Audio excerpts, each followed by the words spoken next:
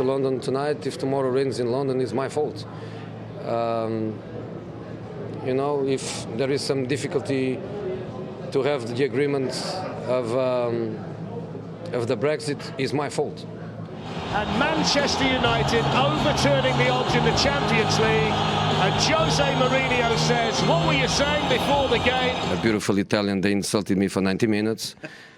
And then I didn't insult them. How Old Trafford has thirsted for that. Fling the drinks to the floor. Or raise a drink to your lips and toast a goal from Marouane Fellaini.